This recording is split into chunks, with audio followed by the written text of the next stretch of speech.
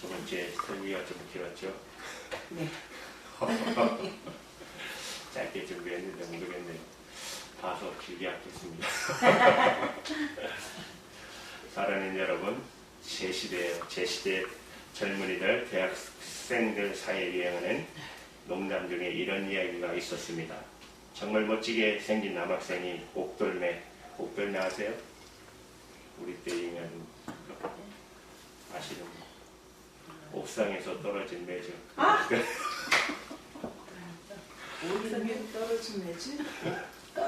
보기도 민망할 듯이 못생겼지만 가지고 지니고 있는 옷이나 이런 것은 명품으로 차려입은 여학생과 지나갑니다. 그 모습을 본 학생들이 이렇게 수근거립니다. 저 여자의 아버지가 진짜 부자인가 봐.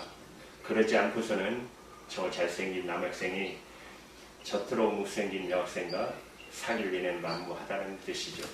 잠시 이번에는 반대로 정말 예쁘게 생긴 여학생이 자기와 전혀 어울리지 않는 공색이하기 짝이 없는 외모의 대학생과 데이트를 하는 모습을 보입니다. 그러자 학생들이 또 이렇게 수근거립니다. 저 남학생 사법고시에 붙었나봐. 그렇지 않고서는 그렇게 이렇게 사귈 수가 없다라는 뜻이죠. 마지막으로 너무너무 못생긴 남학생이 지지대로 못생긴 여학생과 데이트를 하며 지나갑니다. 그 모습을 본 학생들이 이번에는 뭐라고 수근거렸을까요? 끼리끼리 놀라. 끼리끼리 논다? 쟤네들 정말 사랑하나 봐. 모든 이야기 속에는 그것이 우스갯소리든 심각한 것이든 상관없이 그 이야기가 궁극적으로 전하고자 하는 진실이 담겨 있는 법입니다. 그렇다면 방금 말씀드린 이 우스갯소리가 우리에게 말하고자 하는 진실은 무엇입니까? 사람을 둘러싸고 있는 여건이나 상황을 떠나 사람 자체만을 진정으로 사랑하기란 정말 어렵다는 말입니다. 바꿔 말하면 사람은 사람을 사랑하기 전에 그 사람이 갖고 있는 겉으로 드러나 있는 여건이나 조건을 더 사랑한다는 것입니다. 인간의 사랑은 상황이나 여건의 지배를 받는다는 이야기입니다. 그래서 인간에 의한 변함없는 참 사랑이란 거의 불가능하다는 것이에요. 여러분, 샛빛 맹인교회를 이끌었던 안유아 목사님 대해서 아십니까? 저는 젊은 시절에 이분의 일대기의 영화를 보고 참 많이 은혜를 받았습니다. 안 목사님 30세가 넘어서 실명하셨습니다. 여러분, 태어날 때부터 나이 어려서 실명한 사람은 다른 모든 감각기관 활동이 왕성하기 때문에 적응하기가 쉽지만 성인이 되어서 실명할 경우는 모든 감각기관이 굳어져서 적응하기가 굉장히 어렵다고 합니다. 누군가의 도움이 없이는 삶 자체가 불가능하다는 말입니다. 성인이 되어 실명한 사람들 가운데 그래서 배우자로부터 버림받는 경우가 허다하다고 합니다. 안유아 목사님도 실명하기 전까지는 사랑하는 아내와 자녀를 둔 행복한 가정의 가정이었어요. 그러나 안유아 목사님 실명한 뒤 다시는 시력을 되찾을 수 없다는 판정이 확인된 그 뒤 그의 아내는 그의 곁을 떠나가고 말았습니다. 그의 아내는 건강한 청년 안유아를 사랑하여 결혼한 것이지 맹인 안유아를 사랑한 것은 아니라는 것입니다. 그러나 여러분, 그 아내를 비난할 수만 있을까요? 여러분, 만약에 우리가 어느 날 갑자기 실명한 남편과 아내와 시력을 회복하기 위해서 모든 가산을 탕진하였음에도 불구하고 경제적 능력을 완전히 상실한 채 가족들에게 정신적, 경제적 고통만 안겨주는 남편과 여러분 살아본 경험이 없는 우리가 어찌 남편을 떠난 그 여인을 욕할 수만 있겠습니까? 여러분, 드라마나 영화의 단골 소재로 나오는 소재 중에 하나 이런 거 있지 않습니까? 사랑하는 젊은 남녀가 한밤중에 드라이브를 하다가 시골 한적한 숲속에서 차를 멈추고 사랑의 미로를 나눕니다. 그런데 느닷없이 깡패들이 폭력배들이 나타나서 차문을 열고 남자를 끌어낸 후 몰매를 때립니다. 남자는 살인을 다해 그 현장을 도망쳐 버렸어요. 그러나 홀로 남은 그 남자애는 폭력배들의 마구 짓밟히고 말았습니다. 여러분, 이것이 이따금 신문지상을 통하여 접하는 사건이 아닙니까? 생각해 보십시오. 깡패가 나타나기 직전 남자는 여자에게 얼마나 뜨거운 사랑을 고백했을까요? 죽도록 당신을 많이 사랑한다고, 내가 어떤 일이 있어도 내가 당신을 보호하고 지켜주겠다고, 당신의 행복을 위해서 애쓰리라고 다짐했을 것입니다. 적어도 그 순간만큼은 진실한 심정으로 고백했을 것입니다. 그러나 깡패 때문에, 폭력배들 때문에 상황이 돌변했을 때 그의 사랑은 더 이상 참된 사랑일 수가 없었습니다. 그렇다고 해서 그 무서운 상황에 한 번도 채보지 않은 우리가 무턱대고 그 남자를 비난할 수는 없을 것입니다. 여러분, 산불가 좀 붕괴된 거 아시죠? 그때 있었던 일화입니다. 수많은 사람들이 소리를 지르며 비상구를 향해 뛰기 시작합니다. 2층에 한 가게에 근무하던 여종업원이 무슨 영문인지 모른 채 비상구로 뛰어갔습니다. 계단을 뛰어내려가는 순간 그날 팔았던 매상이 그대로 두고 왔다는 것이 생각이 나서 얼마나 책임감이 강합니까? 그녀는 몸을 돌이켜 올라가려고 했지만 워낙 거대한 인파가 파도처럼 밑으로 내려오니까 몸의 방향을 바꿀 수가 없었어요. 그때 뒤를 따르던 할아버지가 앞질러 나갔고 그녀가 인파에 때문에 다시 움직이려는 순간 천정이 무너지면서 쇠기둥에 할아버지를 쳤습니다. 그 모든 것이 한순간이었어요. 만약 여종원이 되돌아서지 않고 멈칫하지 않았다면 그 쇠기둥은 그녀가 맞아야 할 것이에요. 그런데 뒤에 있던 할아버지가 그녀 대신에 쇠기둥에 깔리게 되었습니다. 깜짝 놀란 그녀가 넘어진 할아버지를 건너뛰어 다시 계단을 내려올 때 갑자기 누군가가 발목을 잡았습니다. 쇠기둥에 깔린 할아버지였어요. 그 할아버지는 건물 청소부였어요. 그날 오후에도 가게를 쓸어준 분입니다. 할아버지와 그녀와의 눈이 순간에 마주쳤어요. 제발 날 좀 살려달라고 할아버지가 간절히 애원했습니다. 그러나 천장에서 건물이 무너지는 내성과 같은 무서운 소리를 들으며 그녀는 힘껏 발을 빼고 그 자리를 피해 달려 나왔습니다. 만약 정상적인 상황 속에서 그 할아버지가 사고를 당했다면 그 여종원은 분명히 온 힘을 다해 할아버지를 구해냈을 것입니다. 그러나 그 급박한 상황 속에서 그녀는 할아버지의 애원을 묵살할 수밖에 없었습니다. 그러나 그러한 절대절명의 순간에 처해 본 적이 없는 우리가 어찌 그 여인을 사랑이 없는 여인이라고 함부로 매도할 수 있겠습니까? 여러분, 사람 일처럼 사람 그 자체를 변함없이 사랑하지 못한다는 것입니다. 인간의 사랑은 언제나 상황과 여건의 제한을 받게 된다는 것입니다. 내 조건이 변했기 때문에 내 사랑이 변하고 내 여건이 바뀌었기 때문에 내 사랑의 질이 바뀌고 우리의 상황이 달라졌기 때문에 우리의 사랑의 내용도 달라진다는 것입니다. 바로 이것이 인간들이 행하는 사랑의 한계라는 것입니다. 그렇기 때문에 아침의 사랑이 저녁에는 증오와 배신으로 조석지간에 변하는 인간의 사랑의 특징이 아니겠습니까? 중년 부부가 설문조사에 나왔는데요. 만약에 중년 부부가 배우자가 떠나면 남자는 결혼할까요? 안 할까요? 모르겠어요. 여자는. 근데 통계적으로 나오는 건 남자는 결혼을 한답니다. 근데 여자분들은 대부분 혼자 사신대요. 우스갯소리가 있잖아요. 아내가 죽으면 남자는 화장실 가서 웃는다고. 그래서 제가 하나님께 기도합니다. 이런 탭대션 안 받기 위해서. 하나님, 제가 하루라도 더 빨리 가게 해주세요. 그런데 놀랍게도 오늘 본문은 이렇게 증거하고 있어요. 여러분, 요한복음 13장 1절을 보십시오.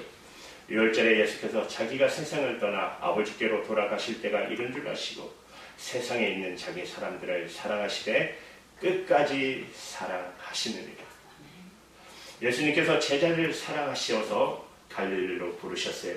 때는 이제는 주님이 십자가 지실 때가 다 됐습니다. 근데 여러분, 주님께서 그 제자들이 돈이 많았기 때문에 그들의 학력이 높기 때문에 그들을 사랑하신 것이 아닙니다. 그들은 여러분 이스라엘 전역에서 가장 가난한 사람들이었고 전혀 배움이 없는 사람들이었습니다. 그들이 남보다 더 의롭고 진실했기 때문에 사랑하신 것도 아닙니다. 그들은 멀지 않아 아시는 것처럼 십자가에 매달리는 예수님을 철저하게 외면하고 배신한 사람들입니다. 바로 그런 나약한 그 인간 자체를 사랑하신 거라는 것입니다. 그런데 지금 주님을 둘러싸고 있는 이 상황이 극복하게 돌변했어요. 가룟 유다가 예수님을 팔아 넘기고 이 밤이 지나면 주님은 죽어야 마땅해요. 그러나 다른 사람은 다 몰라도 주님만은 그 사실을 확실히 알고 계셨어요. 당신을 기다리고 있는 죽음이 얼마나 끔찍하고 얼마나 잔인한 죽음인지 너무나도 잘 알고 계셨어요. 그렇다면 여러분 그 절박한 상황 속에서 사람이라면 먼저 당신 살 권리부터 해야 되지 않겠습니까? 흉기를 휘두르는 폭력배의 손에 애인을 버려두고 도망친 남자처럼 그 건물이 무너지는 잔해 속에서 발목을 붙잡은 할아버지를 뿌리치며 도망쳤던 그 여인처럼 그 절대절명의 순간 예수님께서 당신 살 길을 모색해서 있다고 해서 이 세상 누가 예수님을 욕할 수가 있겠습니까? 그런 상황 속이라면 나라도 그렇게 할 수밖에 없었겠지. 오히려 인정하고 이해해주는 것이 인지상정이 아니겠어요? 그런데 본문은 이렇게 증거하고 있어요. 예수님께서 자기가 세상을 떠나 아버지께로 돌아가실 때가 이른 줄 아시고 세상에 있는 자기 사람들을 사랑하시되 끝까지 사랑하시느니라. 어떻게 이런 일이, 이런 사랑이 가능할 수가 있겠습니까? 사랑하는 여러분, 우리 주님의 사랑은 인간의 여건이나 인간의 상을 초월한 사랑이기 때문에 그렇습니다. 주님의 사랑은 제자들을 둘러싸고 있는 조건이나 여건의 제약을 받지 않으셨습니다. 당신 자신을 감싸고 있었던 개인적인 상의 구애도 받지 않으셨어요. 그래서 주님의 사랑을 가리켜 여러분 남녀 간의 사랑을 의미하는 에로스라고도 말하지 않습니다. 친구 간의 우정을 나타내는 필요라고도 말하지 않습니다. 그것들은 여러분 결정적인 순간에 반드시 여건과 상의 제약을 받는 까닭인 것입니다. 우리의 주님의 사랑을 가리켜 여러분 아신 것처럼 아가페 사랑이라고 합니다. 풀이하면 조건 없는 사랑입니다. 무조건적인 사랑입니다. 모든 조건이나 모든 상황, 모든 것을 초월한 사랑이라는 뜻입니다. 주님의 사랑만이 여러분 참된 사랑인 것은 오직 주님만이 어떤 상황이나 어떤 여건을 떠나 따지지 아니하시고 바로 우리 자체, 인간 자체를 사랑하신다는 것입니다. 주님께서 당신의 죽음을 목전에 둔 그 절박한 상황 속에서도 그토록 무조건적으로 사랑하신 여러분 자기 사람들이란 당시 주님의 제자들 그리스도를 믿는 사람이라면 오늘날도 마찬가지입니다. 바로 저와 여러분 예수 그리스도를 믿고 따르는 우리 자신들을 의미하는 것입니다. 그분은 우리를 사랑하시되 끝까지 사랑해 주신다는 것입니다. 우리의 모든 여건과 모든 상황을 이 세상의 모든 정황을 뛰어넘어 우리를 사랑하고 계시다는 사실입니다. 여러분 믿음이란 주님에 대한 알아가는 것입니다. 암이란 곧 믿음의 반응으로 나타나게 되어 있습니다. 주님이 사랑으로 바로 아는 자가 주님의 이 사랑을 바로 아는 자가 여러분 주님 앞에 믿음의 바른 행동을 보여드릴 수가 있지 않겠습니까? 주님께서 우리의 가진 것 보시고 여러분 저와 여러분을 불러주셨습니까? 주님께서 우리의 높은 지적 수준 때문에 저와 여러분을 선택하셨습니까? 우리의 고미한 인격을 높이 평가하셔서 우리를 만나 주셨습니까? 우리 가문이 뛰어나기 때문에 당신 제자 삼아 주셨습니까? 이 모든 조건들을 다 갖춘 자만 주님의 사랑을 받을 수 있다면 누가 여기에 모인 누구 아무도 이 자리에 없을 것입니다. 되돌아보십시오. 우리는 가난했고 비천했고 무식했고 추악한 죄가 가운데 있었고 그럼에도 불구하고 주님께서 우리를 사랑하시고 불러주셨습니다. 사람이 가지고 있는 상황과 여건을 뛰어넘으셔서 지금도 감방 속에 주님을 만나는 사람들이 있습니다. 참담한 고난과 실패 속에서 주님을 발견하는 사람들이 있습니다.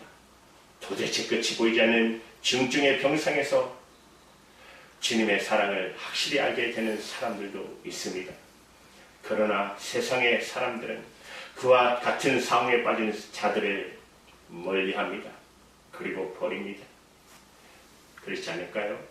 그리고 이용할 만한 가치가 있는 또 다른 사람들을 찾아 나섭니다. 그러나 주님께서 인간이 어려운 상황에 처할수록 오히려 그와 같은 사람에게 더 가까이 다가와 주시고 만나 주시는 것입니다. 요셉이 감옥에 갇혀 있을 때 그렇게 하셨고, 모세가 실패했을 때도 그리 하셨습니다. 히스기야가 중병의 병중에 누웠을 때 마찬가지입니다.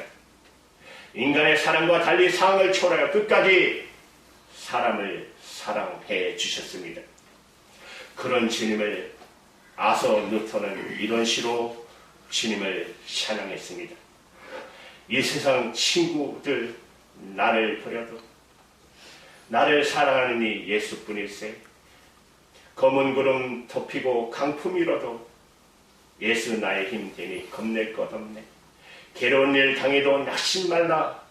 영원하신 주의 능력이 붙으시네. 예수 내 친구 날 버리지 않네. 온 천지는 변해도 날 버리지 않네. 우리가 방금 불렀던 찬송가 449장입니다. 내게 능력이 있고 그럴 만한 여건이 갖춰져 있기 때문에 하나님께서 하나님의 일을, 하나님의 것들을 우리에게 맡기셨습니까? 우리가 부모될 능력이 있음을 주님께서 확인하시고 우리들에게 자녀를 맡기셨습니까?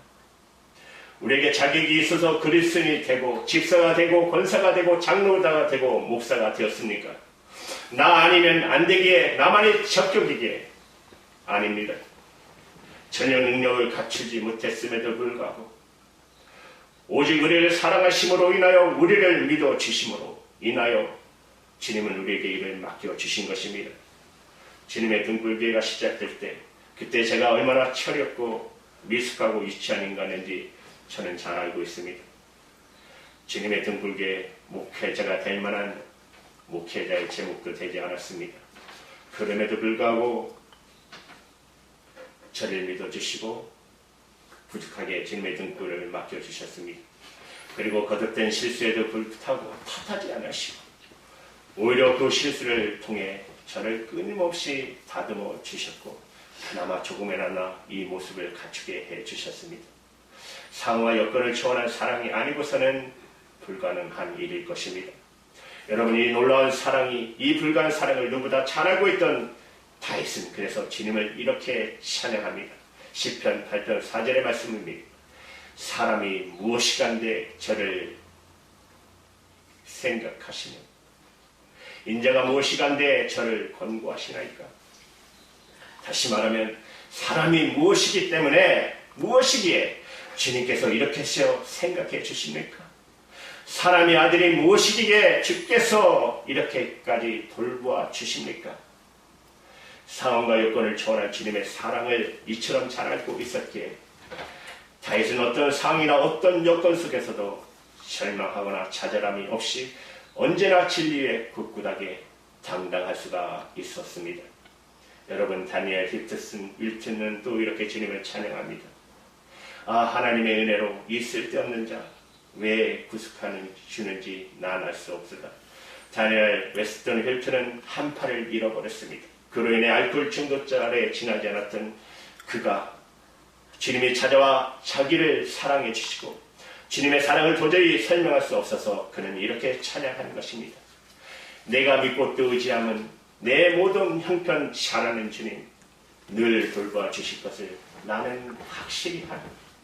이 놀라운 하나님의 사랑을 설명할 길이 없지만 한 가지 확실하게 말할 수 있는 것은 어떤 상황 속에서 주님께서 변함없이 나 자신을 지켜주시고 사랑해 주시라는 것. 주님의 이 사랑을 믿고 깨달은 힐튼의 삶이 여러분 변화되지 않을 리가 없지 않습니까? 사랑하는 여러분, 이 놀라운 하나님의 사랑의 주님이 바로 저와 여러분의 주님이십니다. 이 주님의 사랑이 오늘 우리를 부르시고 우리와 지금 함께 계시고 있음을 믿으시기 바랍니다. 그리고 이 사랑을 영접하십시오. 이 사랑의 여러분을 맡겨보시기 바랍니다. 그때 우리는 이렇게 고백할 것입니다.